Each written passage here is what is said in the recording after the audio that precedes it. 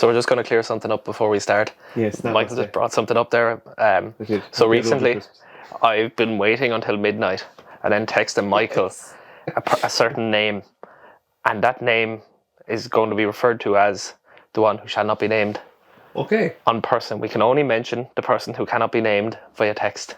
Yeah. His name can only be written down, because if you say his name, you summon him. Okay. And we don't want to summon this man here. We don't. No. But we're going to reveal it on the Patreon. Oh, this name of he who shall not be named. Okay. So tell me what you know about this he who shall not be named. He who shall not be named. Well, what I know is all very new information to me. His name is a joke, is the punchline of a joke. Yeah. A good joke. Good joke, yeah. He has red or no hair. Bordering on no hair. Bordering on no hair now. He works within the Gorey area. He's now retired. Now retired. Yeah. So now he just is in the Gorey area. Yeah. Doesn't work in it. Iconic man, we'll say. Yes. Yeah, we'll give that away. But yeah, you can find out who we're talking about. You'll know why we won't mention his name when you find out his name. Family friend of the Dwyers. All right, yeah. But it adds to the suspense and the lure of it all. Conrad used to tell me there's a Peter Kraut podcast. Yes.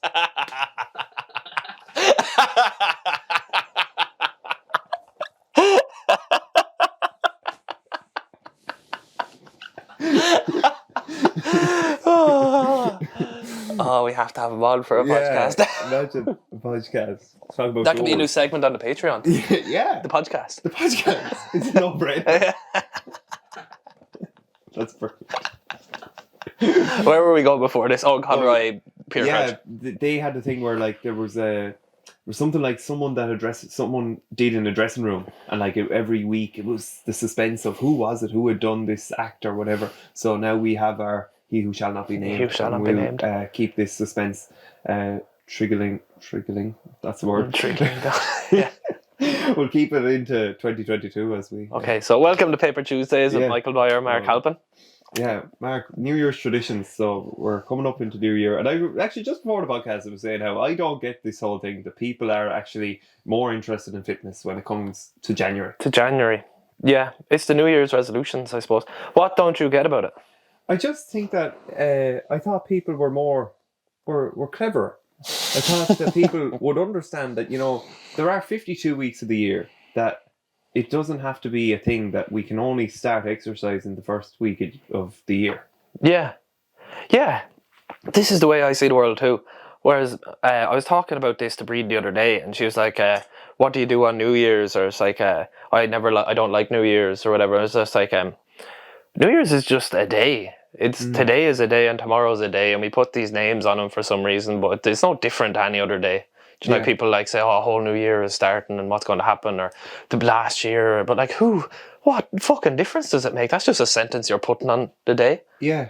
That whole concept only struck me when I was looking up like how New Year's arrived, and yes, there were ancient Babylonian traditions, but really our concept of New Year's owes a lot to the Romans when they brought out the calendar. Like when you think about it, everything that we associate with New Year's is January 1st. Yeah. And the start of a new calendar year. So I think that spoils the fun of it. I think, Mark, we should give some local authority the power to decide, like maybe in the middle of April, whenever they would decide, okay, no, it's New Year's now. Yeah. We're going into a new year. That's what China did. But China in fairness to China, they were doing it earlier. So they were going off the moon before the Romans went off the calendar. Yeah. So I used to think the same. Oh, sure, the Chinese they had to be different and go a little bit later. But no, it was more, they've just always been doing their own thing with their own regime. Speaking of calendars, you can get your Halpin Furniture calendars now made by Shane Halpin Marketing. Yeah, fantastic calendar. A great calendar. Yeah, great look of artwork. It's a great how a photo can cast a different lens over a place, man. Yeah, that's right. You can polish. Not to be dissing artwork. You can polish it. I love artwork, but well, I don't know if I love it. But anyway, a lot of defining characteristics of art. But when you think about photos, I think of Stalin. Do you remember when Stalin, he was able to, this is like Photoshop pre the 21st century. Yeah. There was a photo of Stalin on a boat with someone, and he was able to remove the image of a man in the photo, and it was just Stalin on the boat. Yeah. You mustn't delight your man. That was in history, junior cert history, wasn't it? Yeah, I remember the junior cert history book, yeah. Electric Lizzie. My history Ms. teacher. Russell. Ms. Russell, yeah, she was a DJ. Was she a DJ? That's Electric Lizzie. I What did you didn't think it know was? that. I just thought it was a nickname you made up. No. She worked as a DJ. Wow, Yeah. fair play to her. She wasn't the only teacher we had that was a DJ. Of course, John Burke was a seasoned DJ in The Orphan Girl. Was he? Yeah.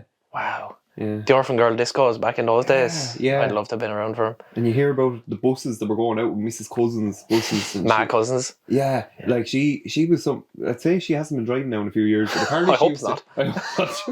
To, but she used to sit on phone books to see out over the windscreen. And then she had a shotgun under the phone box. That's what I heard. I did hear that. She used to have a shotgun under a seat. Right. And yeah. you're lucky Matty didn't have a shotgun under his seat when you were in the front of the bus. Yeah. That's not the gear stick, Matty. We've been going everywhere now. Yeah. New Year's. So, Mark, what are your memories of New Year's? As someone that doesn't drink, I remember going to pubs with you, and like, it used to be like kind of awkward in that, like, it'd be half 11 and said, "Oh no, I have to count on now," or it's 30 minutes to go now, or whatever. But, yeah, and then for me now, when you're drinking, it just kind of comes out of nowhere, and you just hear 10. You're 10, 9. Memories of New Year's. There was one good New Year's we had in Gorey that night. We got the top floor McGovern's kind of. There was around 20 of us, wasn't there? A load of lads. Yeah. Big Sam in his trench coat. The The well-dressed man, as Mick McGovern called him, because Flood was looking for him. Drinking peach schnapps. But another New Year's was your 18th birthday. Oh, gosh, I wasn't expecting this. That whole night was unexpected. So that was in the Tara Vale. I always get that and the Tara V mixed up. Yeah. Fun fact about the Tara V, it was meant to be called the Tara View, but the W fell off the front of it. Yeah. Back to my story. We arrived very early to the orphan... The Tara Vale, and myself and Philly were drinking pints. Philly Kinsella, shout out.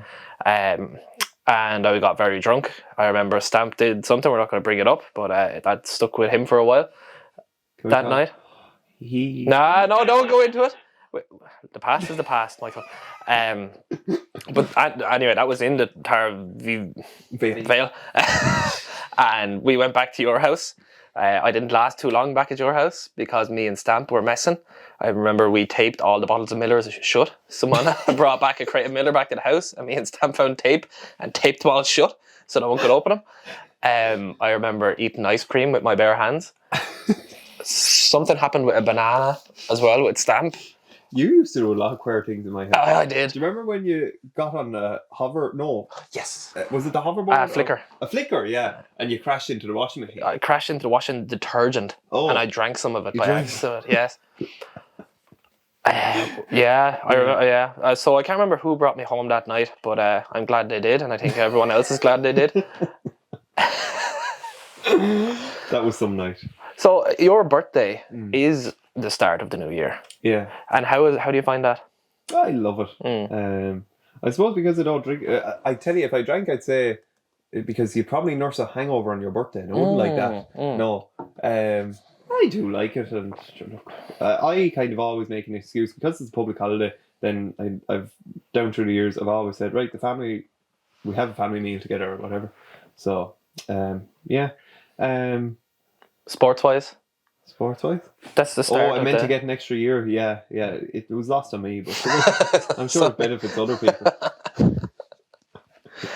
And when there's a community games, what's that? Yeah. Wow. Okay. Community games. You never took part in them? No. Oh, they're like Mockra for like drafts and like mini events, and like it could be athletics or it could be painting. Right, actually, we're going to go there. I love bringing in family connections. I saw a tweet by Killian Sunderman, I think that's his name, the comedian, and he said that Irish people, there's a rule that when two people that don't know each other, within 30 seconds they have to find someone that they know mutually. So with that in mind, Bree Brown's brother, Ken, was the DJ at my 18th. Was he? Yeah. Wow. He charged €50. Very reasonable when you think about it. And For pressing a button. yeah, but the hours involved. So you wouldn't get a DJ now for €50. Yeah. And then there was another connection. Yes, Siobhan she was either judging or like associated with the judging of an art competition of community games. Right. And I came third in the district competition, and then I went on. Now I wouldn't be known for my artistic talent at all, Mark. I'll have you know. But then I got to the county final in Adamstown, but I failed there. So that was the sword on which I fell. Yeah, because I believe like the cut-off point for community games is the 31st of July, which is Breed's birthday, and mine's the 27th. So I would have Thunder. We're under attack in Paper Tuesdays. Actually, I played drafts in the community games as well. Wasn't quite successful, but I remember I went to the Ballygarrett National School, and yet for drafts I went to the school in Gorey, and I remember going in there in the after school. It was Tuesday or Thursday, and the teacher had a whistle. Drafts. The woman had a whistle in case things get out of hand. Yeah. Surely drafts isn't that fucking loud that you need a whistle. You say, "Okay, lads, that was wrong." Best blowing a fucking whistle in your playing draft. Yeah, but I don't know how you never got involved in the community game. It seemed like it touched every part of society. No, they didn't want Castletown as part of the community. Yeah, I'd say, really? Yeah, we're just them lads out by the sea hunting for fish with spears. Yeah. And where did this take place? In Nevena? No, St. Joseph's. A lot took place in St. Joseph's National School, where the school is not now. Ah, yes. Yeah. They're going to build houses there. Yeah. So, how did New Year's lead to community games? Anyway, back to New Year's. Yeah. So this is our New Year's special. Yeah. So I've been looking up New Year's stuff, and I told you I was thinking about doing this. So this was the year 2000 problem, other known as Y2K. So I couldn't really remember what it was. I just remember a Simpsons episode on it. Basically, all the technology was going to break. So I've done some research here. So this is the Wikipedia explanation of the year 2000 problem.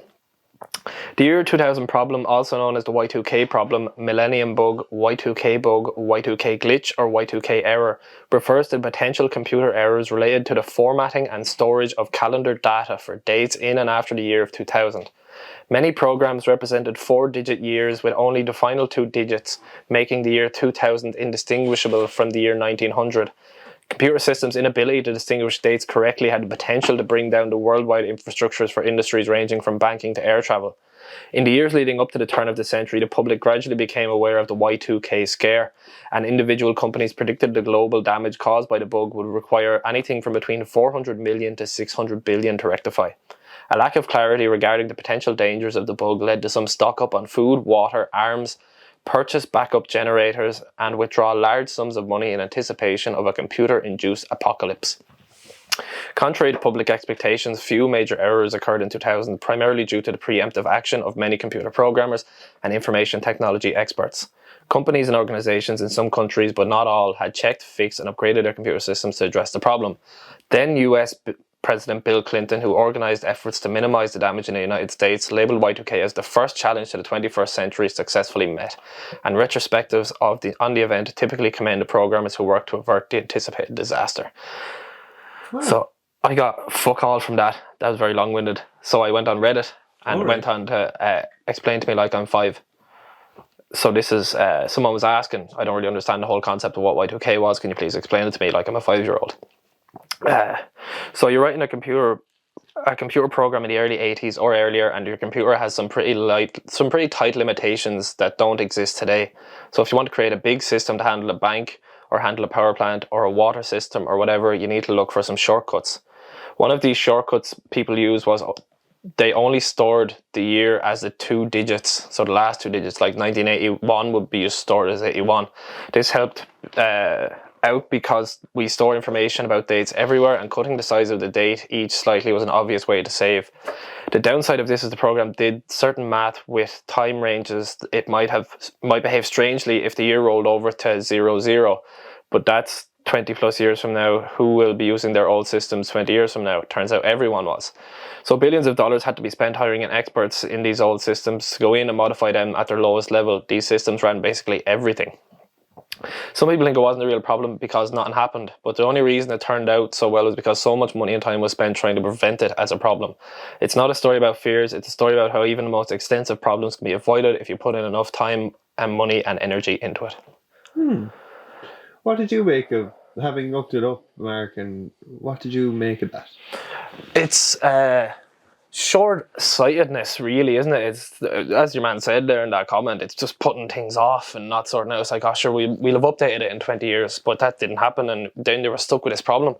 Because I think what the actual problem was, dates were going to go back to 00, so you couldn't tell if it was 1900 or 2000 in the dates, and that was on all systems everywhere. They done this, so it took so much fucking work to actually go in and do it, and people were like, in the lead up to it, there was crazy fucking do you remember Y2K?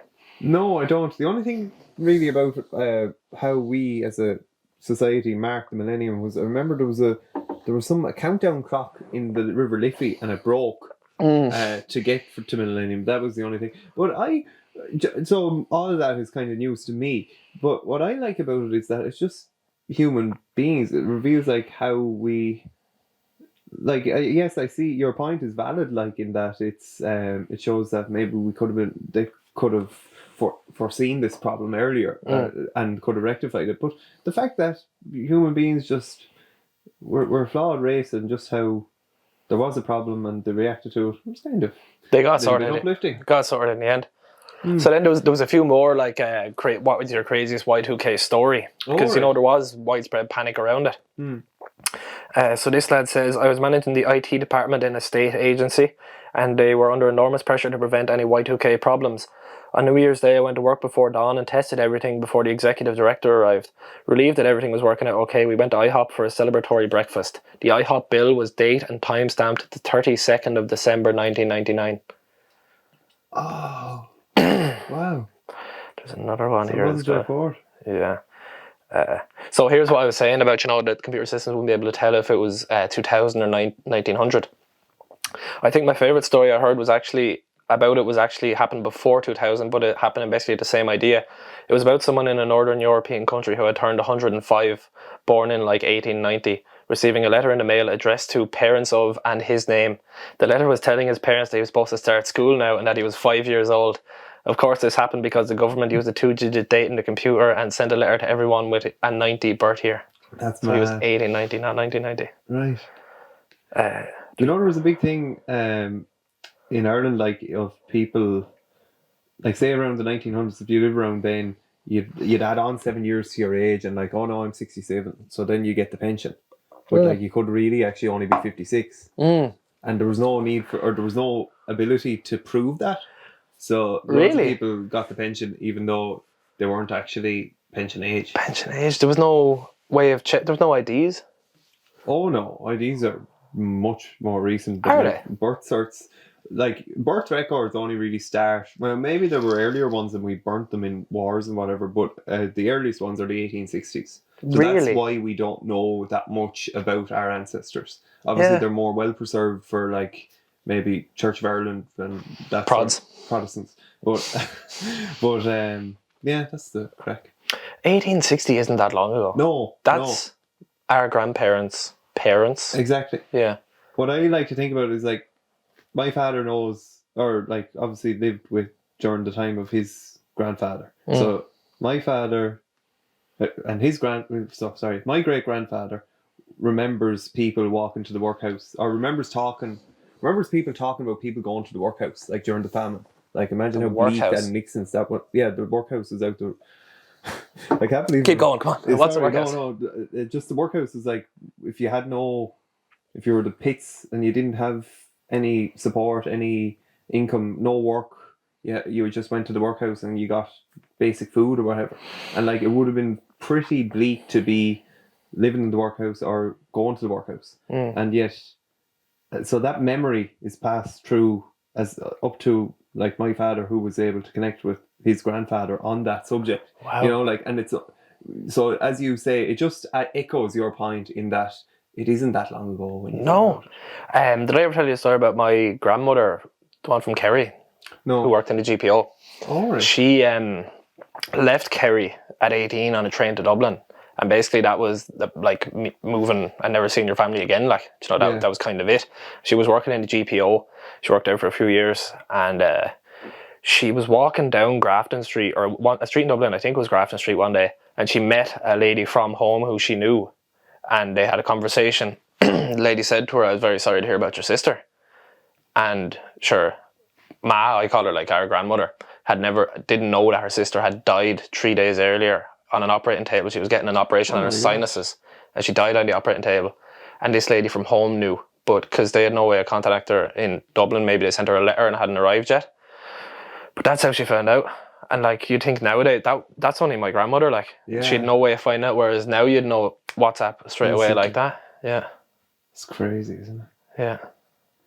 Here, we're talking about human beings, and this kind of links back into our idea of our celebrations and New Year's traditions. Now, I found this graphic, and it has 50 New Year's resolutions from around the world. Yeah. Now, we're going to take some of resolutions these or traditions? Traditions, sorry, not resolutions. We're going to have to take some of these with a pinch of salt, unfortunately, Mark. I was looking forward to treating every of them with great respect and thinking this is actually what happens. But I saw the Irish, apparently what happens around New Year's here, in the hope that the new year will bring them a husband. Some single women place mistletoe under their pillows. And I have yet to see, maybe they put mistletoe in their Hinge profiles, but they do not put mistletoe under their pillows. Well, you're not a single woman. Sorry, no, I'm not. I'm not going to speak. Or maybe maybe they just assume they don't tell us. Yeah. We're not supposed to know because we're the ones that are looking for the mistletoe under their pillows. It's a mass secret, like. Yeah, maybe or not us, single men are supposed to be going looking for these mistletoes, and there's pheromones in the mistletoe. Right. Well, look, we'll leave that. We'll leave that as up to. But meanwhile, some people, you know who you are, bang bread against the wall to drive away evil spirits. Where? In Ireland. So I haven't verified that yet, but yeah, I don't know. We may ask Sean Stafford. Yeah, you'd want a good loaf. Speaking of bread, apparently Armenian mothers bake special bread, which they need looking good wishes into. I'm sure that happens anyway. I'd like to do that. That sounds like a good idea. In Burma, shout out to all our Burmese. Shout out Burma. Yeah, the traditional Pingyang festival involves people splashing water on one another in order to start the new year with a purified soul. Not even holy water? No, just water. That's a water fight. That's a controversial opinion. Go on. All water is holy. Oh, yeah. No, there you go.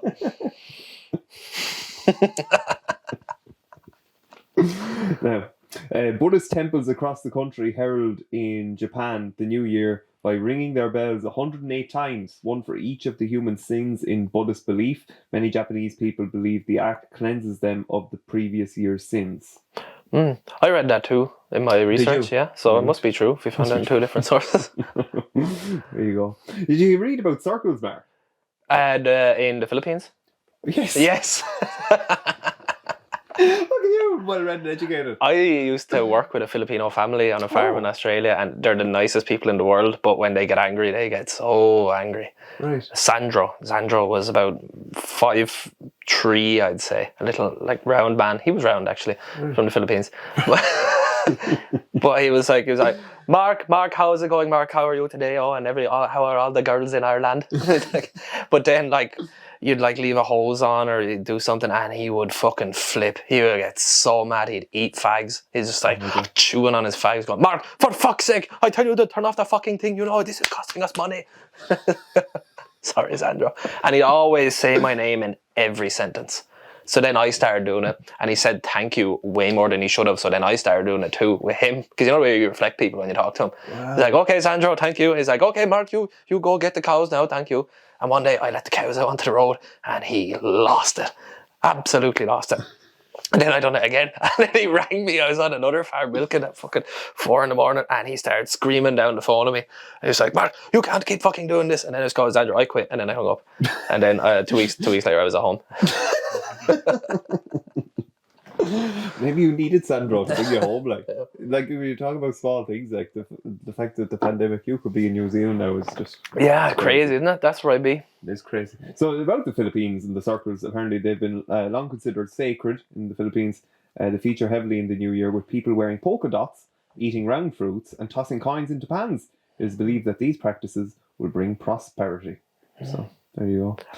Oh. Another fun fact. Yeah, fun fact about Filipinos. They had kids, and the oldest one was called Dongo, but that wasn't his real name. His real name was like Joseph or something. But apparently, Filipinos all called their first son Dongo. It means first son. Oh. So then I started calling him Dongo, but he's not my son. But that's all I ever heard them call him. And this lad didn't even have a Filipino accent. He went to college in Melbourne and he came up sometimes. Wow. So I was calling him Dongo. It's like, had an Australian accent. It's like, why are you calling me that? That's mad. On the spherical theme, in Singapore, they wish spheres, every year wishing spheres containing people's hopes for the new year are released onto the Singapore River. The wishes are written on the white spheres and people come from all over the world to take part. So there you go now. Spheres? Yeah. Like bubbles, like? Yeah, yeah, like big balls. Big balls. Big balls. Yeah. In Venice, people gather in St. Mark's Square to see in the new year with a mass kissing session. Oh. That's one way to create fireworks. Woohoo. St. Mark. Well, what do you make of all these, Mark?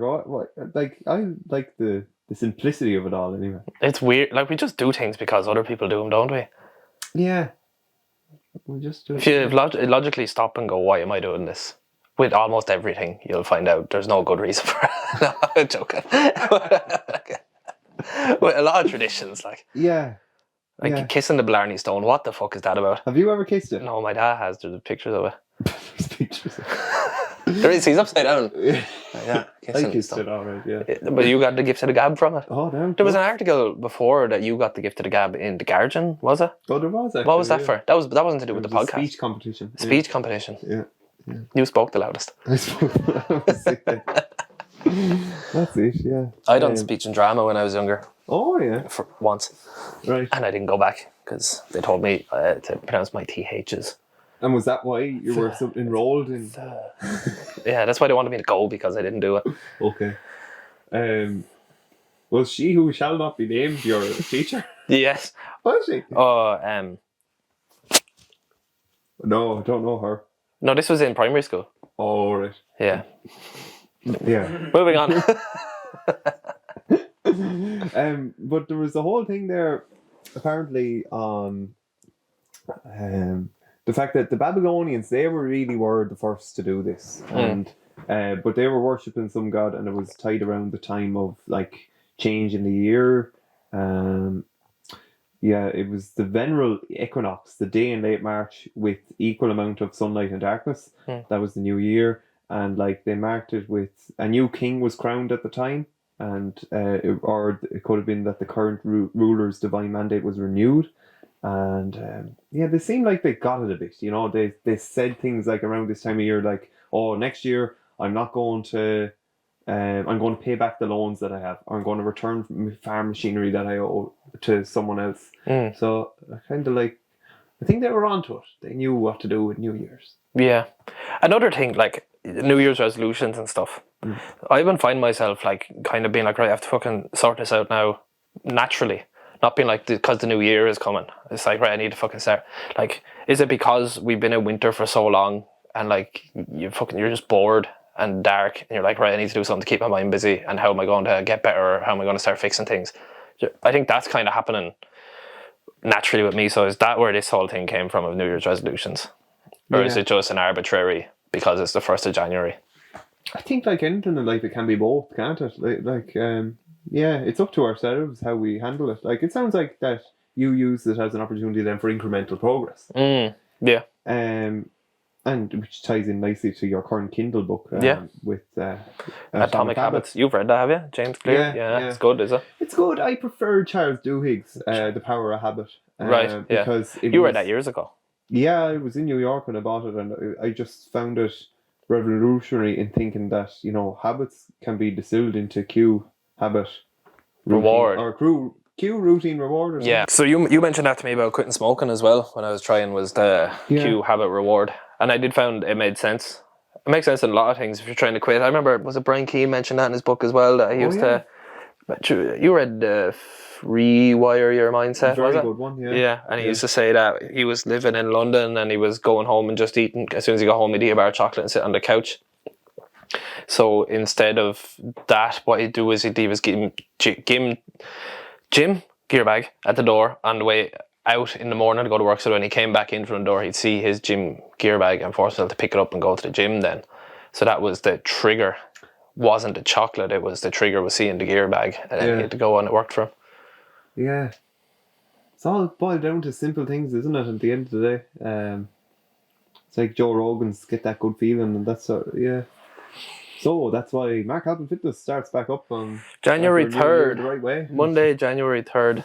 That's it. It's a bank holiday somewhere, but it's not in the gym. Not in Castletown. No. It's actually ties nicely into, I think it's the Czech Republic do something as well. Oh no, it's not the Czech Republic. It's not Austria either.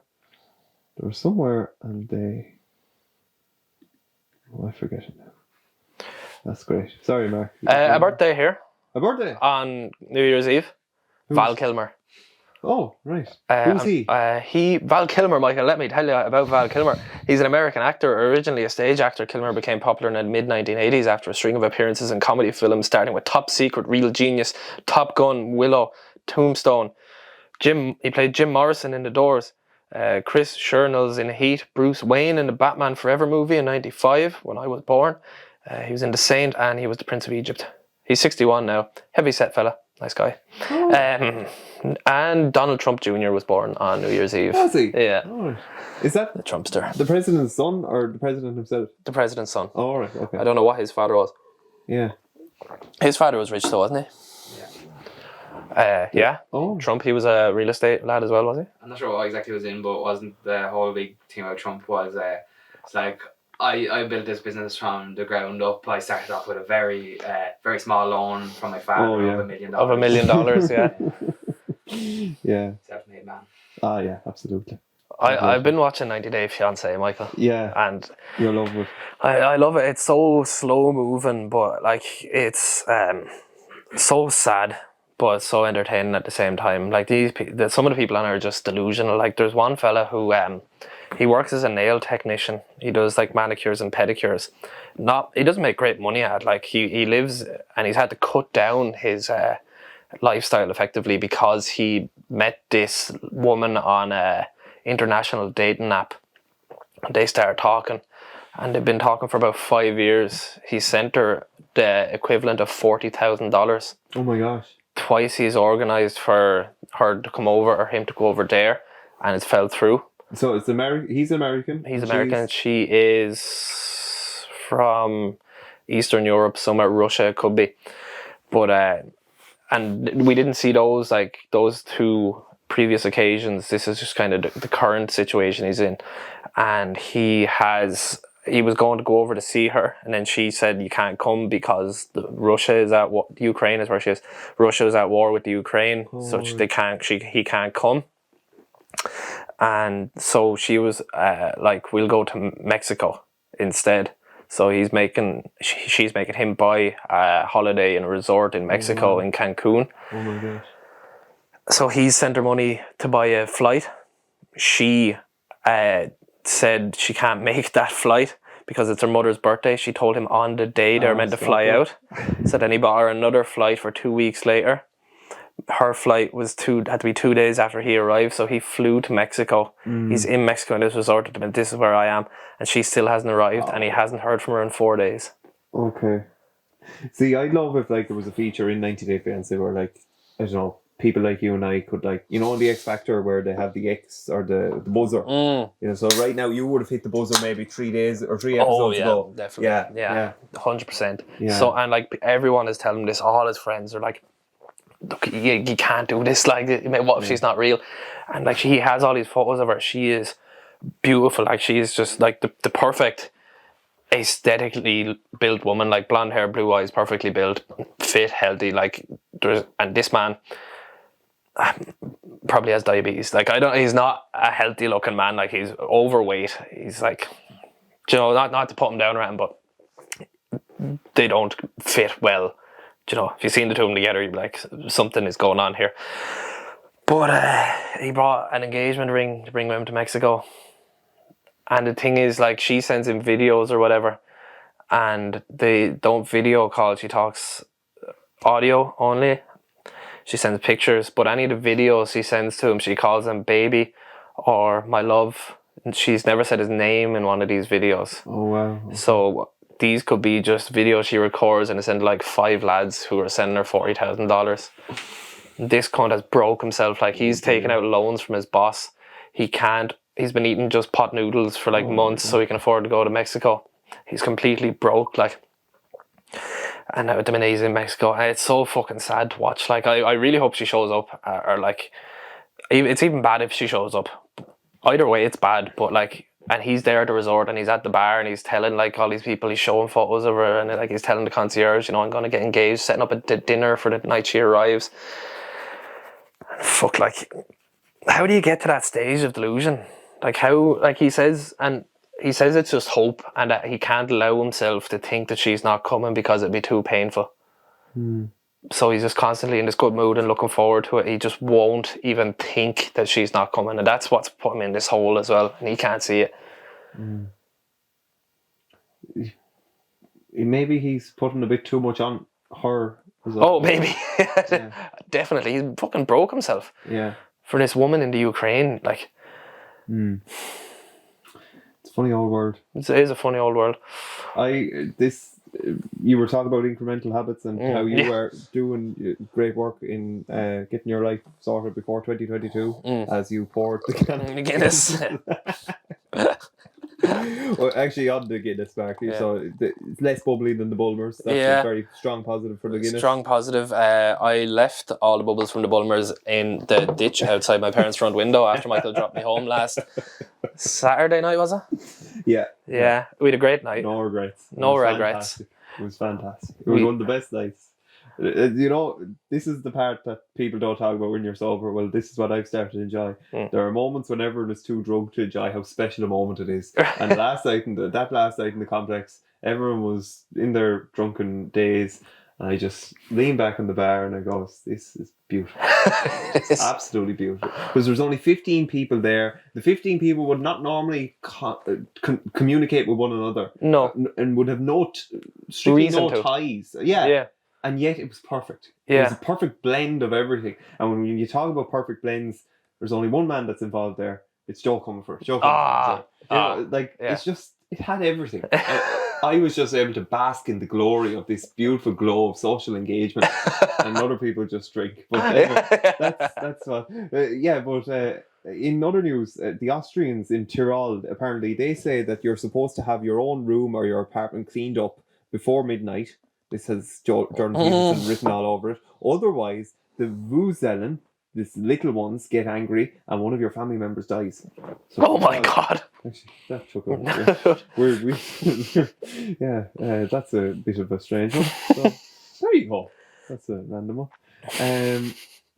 So, what do we think, Mark? Would you like to take up any of these traditions? What makes you... What do you just think the traditions are silly then, or do you think that we're piggybacking on stuff? Or not that they're silly, I think they're fun for the most part. But when you actually look at like, why do we do these things? Like, why do we have a tree in the sitting room? Do we put presents under? After school. Do you see it today? Yeah. Mushrooms, magic mushrooms are why you have Christmas trees. The lesson of it all. There was a lot of congruency to the message. Like, it seemed it has weight. Yeah. Did you listen to the talk? Was it was it Paul Stamets or who Was it Terence McKenna? All right. What did If you actually listen to them talk about the No. Amanita mushroom, the red and white mushroom? red and white mushroom, Yeah. Amanita muscaria or something, isn't Yeah, it? that's correct. That was. It's a psychedelic mushroom that is found in the North Pole or Iceland. Is it one of those places? And the reindeer used to eat it. A reindeer used to seek it out. Right. No, sorry, reindeer do seek it out. Yeah. That's what they eat. And they reckon the whole story came from this mushroom, the red and white, that they grow under the pine trees in these Icelandic or wherever the fuck it is. And they cause people to have psychedelic experiences, and that's where the whole thing came from. There's a whole thing with the shaman. The shaman is apparently meant to be Santa Claus, and then he's bringing these mushrooms to neighbours' houses. Yeah. And because of the ice and the snow, he wouldn't be able to get in the door, so he'd empty his sack down the chimney. With the mushrooms. So I found it interesting, that there could be some parallels. I love parallels so much, Mark. Parallels, yeah. I remember I was in a history lecture in first year, and I'll never forget it. And you know that song, Jeannie Mount, something about light. We are the light of the world. And anyway, the lecturer was comparing this pop song about light to 500 years earlier, this 1500s religious song about the light of the world and everything, and the lyrics were extremely similar. Yeah. And again, I was blown away by that. I loved it so much. Yeah. What about the mushrooms? Sorry, I was thinking there. The Dead Sea Scrolls. Did you ever hear that theory? I haven't read into it much. You have, though. So they reckon the Dead Sea Scrolls are documented psychedelic mushroom trips that were written because they were found under a mountain or something, weren't they? Or caves. A cave, sorry, they were hidden in a cave. So they reckon that all these, what book was it in, the Dead Sea Scrolls? But it's all this wild shit, like about fucking like people arriving on flying horses and setting fire to everything, and the new rebirth of the universe and stars and all this shit. But they reckon that this was written in an area where psychedelic mushrooms grow. So that they wrote down these experiences because why else are you going to think they're divine experiences? That's God giving you a message. They wrote down these messages from God because they obviously didn't want anyone else to know about it, so they hid them in the caves. That's where they were found and added in. Book of Genesis, I think, isn't it? Or is Genesis? Genesis is already in. That's the earliest book of the Bible. Yeah, that could be one of the. Yeah, Jenny, you have me now. That could be another topic for paper. The Dead Sea Scrolls. Yeah. Any plans now for this? Is Christmas Eve we're recording this on, so we actually haven't celebrated Christmas yet. No. With COVID, I think a lot of families are going to have disjointed Christmas experiences. I think so, yeah. Unfortunately, but as my mother said yesterday, that when there's not an ambulance at the door, then it's a good day. So, not that there has been an ambulance, but it's just I suppose you have to be grateful. I know this vaccine is a curse and all, but it's not a curse, but I don't know. It just feels like we have to keep getting these, and then people are getting sick from getting the vaccine. But the vaccine is probably working. It's a pain in the arm. It is a pain in the arm. But like the fact that we know that people that have got the COVID and they're not that bad because they've got the vaccine, which then is a necessary thing. Someone said to me the other day that COVID is like the sugar babes. Right. Because the sugar babes were really strong when they first came out, and then they sort of disbanded for a while, and then they came back and they weren't as good, they weren't as strong, and they came back and they weren't as good again. So I reckon it gets weaker kind of every time. Oh, that's a nice mentality to look at. Yeah, gets weaker every time. That's nice. Yeah, but the world wasn't attacked by the sugar babes either. Oh, well, I don't know. No, I didn't embrace the sugar babes. You did not. Not for lack of trying. Yeah. But this is because of COVID and all. You're not going to go to Christmas Eve Mass, and you're not going to go to the Anchor, are you? Are you going to? I don't know. We've been humming and hawing. Yeah, we might go to the Anchor. Won't go to Mass. Mass is just too dangerous. We're safer in the Anchor. I remember one year I was out in Gorey, and I jumped up on someone's back outside the main garden, and I fell. I hit my head. and I definitely 100% had a concussion. And the next morning I woke up and decided to go to the Anchor as soon as it opened, and I drank in there all day, just Diet Coke and vodka, which I don't drink for no reason. I just drank that all day from open till close, and I was fine.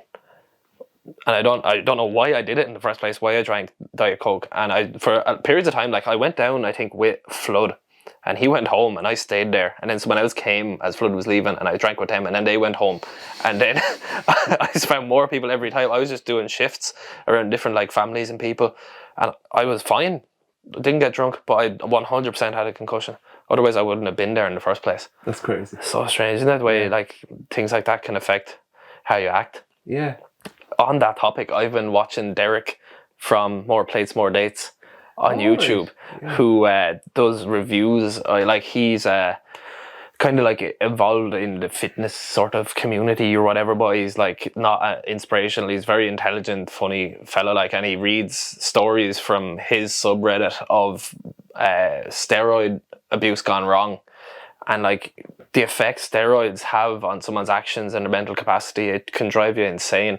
And there's people who like blame steroids. They do steroids in like their 20s, and that's like your brain is fully formed when you're 25. So if you start doing steroids that affect your brain chemistry in your teens and early 20s, that can mess you up like big time. And there's people who like writing these stories, and one lad he didn't trust himself to talk to girls because he thought he'd hurt them. He thought he'd beat them up. Like, he didn't, but he thought he would. So he designed a sex robot, fully designed it, and sent your man on, like, told his whole story. He done way worse shit as well. Like, he used to think racist thoughts, so then he'd feel so bad for thinking racist thoughts that he'd go to his canteen in school and buy hot dogs for the black and Asian kids to apologize to them for his thoughts, even though they had no idea. And these were like, you know, people more well off than him. He drew these designs for the sex robot, and like measurements were out for the face and math equations for like the tone of voice of the sex robot. Just really fucking frantic, neurotic shit. And the steroids triggered these events, like. Yeah, because he's off him now and he's like a normal person, but he reckons he went totally fucking insane on steroids. It's a particular one called Trenbolone, and that's like it's used for cattle when you transport them over long distances. If you're shipping cattle around the world, you give them Trenbolone so that they won't lose muscle mass. But this stuff, like, people, bodybuilders and stuff, inject themselves with it, and it ruins your brain. Like, it drives you absolutely insane. There's people like in other stories where like they've gone to jail and like they've beaten up girlfriends, they've cheated on their wife who they've been with for like 10 years beforehand, and they've had like built harems of women and just like got stabbed and stuff just because it makes them so neurotic and crazy. And then they come off it and then they feel so remorseful for what they did because it wasn't them, it wasn't their personality, it was what these steroids did to them. And why would you go on these steroids? Is this to build muscle mass or? Yeah. These are just not even like competitive bodybuilders. These are just lads in the gym who didn't know what they were taking. That's crazy. And before you discovered this podcast, or did you know that steroids had such effects? I had heard, you hear about roid rage and stuff like that. Road rage? No. Roid rage. What's roid rage? Roid rage is just, it's a theory that like steroids can make you very angry, or it can cause you to flip off the handle and stuff. Oh. But the more you learn about it, the more it's like it's certain types of steroids. There's so many different types. Like testosterone itself, like people take testosterone replacement therapy and hormone replacement therapy, which I'll probably do when I get older, into my 40s, just to keep it at a baseline of where it is now so I can still train and not get injured or sick. But these people just like that. Testosterone is one of the safest ones you can take because your body actually produces that. But like Trenbolone, your body doesn't make the stuff that carries cattle. So when you put that in it, it's going to start messing everything up.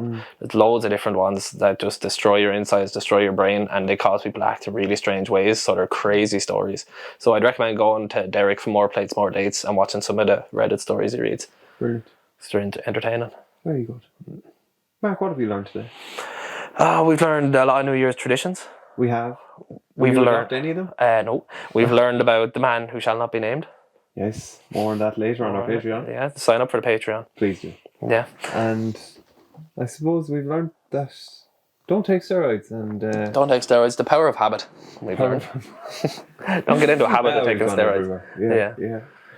I hope you have a lovely New Year, and may every health and happiness come to you and your family. Happy New Year, folks. Yeah. 3, 2, 1. Hey!